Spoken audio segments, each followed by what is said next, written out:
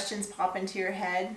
I go to the barn, I groom, I lunge, play with my horse, turn him out. I do this every day or 3 or 4 times a week, but I never get on him and ride. Or how about every time my horse canters, I panic or I freak out. I don't know what to do. Or something like this is something I've said. I want riding to be fun. I want riding to be like what it was when I was younger and I didn't have anything to worry about. I just jumped on and rode. But now all I do is worry about everything. Hi everyone, I'm Lisa from BudgetEquestrian.com, where I share different ideas with you so you can make the most of the time that you have with your horse. And today I wanted to talk to you a little bit about fear and how can we overcome our fear. And the reason I wanted to talk about this is because last night when I was making my video on my Fitbit and I was getting ready to ride Ethan, he had a little snapping point. He bucked a little bit with me and he was being really cantankerous and he just really didn't want to go along with what I wanted him to do. And that's fine. We got through it. I actually stayed on him when he bucked. It wasn't a big buck.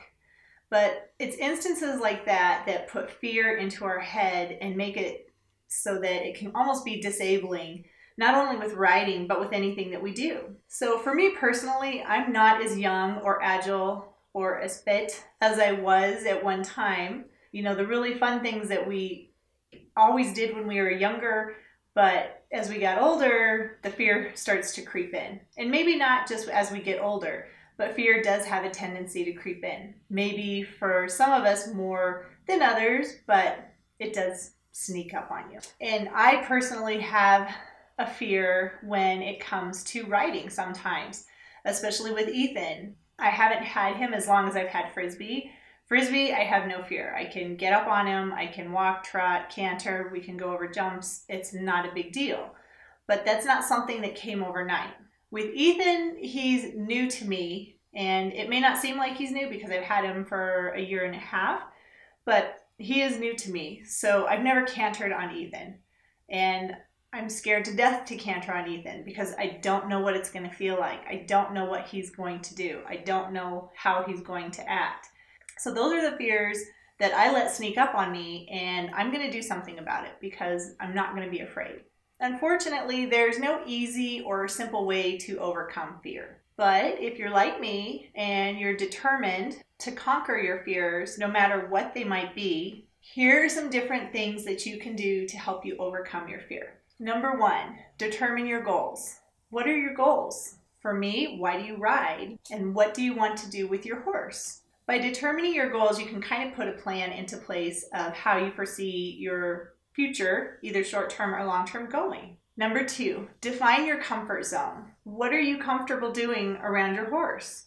Many of us set unrealistic goals for themselves. I'm really guilty of that. And we try to accomplish too much in too short of a time period. The goal is to work within your comfort zone. As you continue to work in your comfort zone, and later on, you will begin to increase the size of your comfort zone. So you'll be more comfortable doing more challenging things. And it's okay to do it a little bit at a time. Number 3 is getting to know your physical responses to how your body reacts when you're afraid. One of the first steps to learning how to control your fear is to be able to identify and be aware of your own physical responses to fear. Some common responses to fear are dry mouth, sweating, the feeling of butterflies in your stomach, nausea or feeling like you're going to throw up. You get weak in the knees or your legs feel like rubber, shaking or trembling, dizziness, tearfulness, racing thoughts, feeling like you're out of control, or an inability to stay focused. These are just a few different fear responses. You might have others, but learning to identify them will help you in overcoming the fears. So when you're afraid, pay attention to the responses that happen to you in your body. Then this will help you to correlate that this is how you experience fear. And that's one of the first steps to overcoming the fear is you need to understand that it is a physiological process. It is something physical that happens.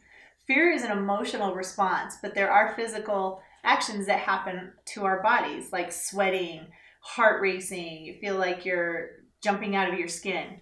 Those are all physical responses that stem from fear. Number 4 is probably my favorite point and one that I really need to work on.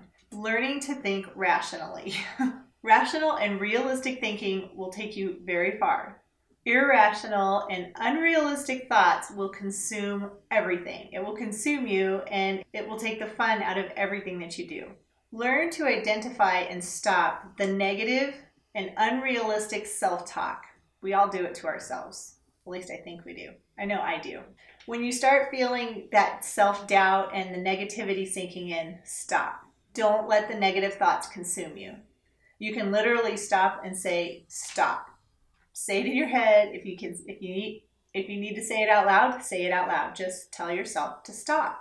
You don't need the negative thoughts. Because if you let yourself be consumed by the negative thoughts, you're never going to be able to achieve the goals that you want to. Number 5, improving your writing skills. And you can do this usually with another person or a helper, so someone that's really supportive for you, an instructor or another writer who's really confident and really good at what they do. And it doesn't have to be that you're writing every single day or that you're writing for hours on end, but if you just get out there and do it, just step it up a notch till you get to that point. And then focus on the walking, focus on the trotting. And then if cantering is what scares you, then you can maybe canter for 2 steps. Just having those little victories will really help you to overcome your fear. That's what I'm working on right now too. Number 6, improving your fitness level. For riding, it's really important to have strong abdominal muscles. The abdominal and the oblique muscles, the ones right here on your tummy, those are the muscles that control our position when we're in the saddle. Stronger abdominal muscles will make you a stronger rider. And increasing your fitness, strength, and flexibility will also help to improve your self-confidence in the saddle. Number 7, make a plan.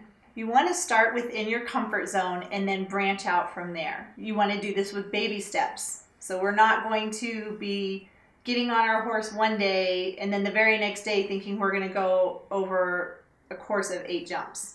That's not realistic. You plan baby steps to help move you in the direction of your dreams and goals. And one day you will achieve them. And number 8, realizing you can't do it on your own. Sometimes overcoming fear is a personal battle, but we can't do it on our own all the time.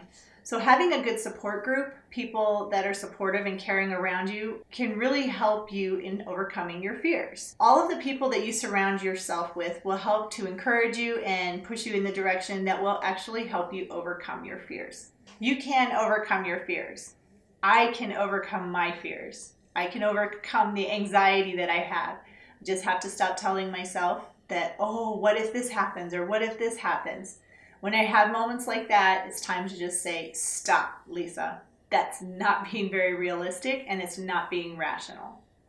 Don't let the fear win. Thank you so much for watching my video today. I'd love to have you subscribe to my channel. I upload new videos every Monday, Wednesday, and Friday, and sometimes on Saturdays, unless it's the month of April, and then I'm uploading a video every single day. Again, thank you so much for watching, and until next time, stay passionate and enjoy your ride.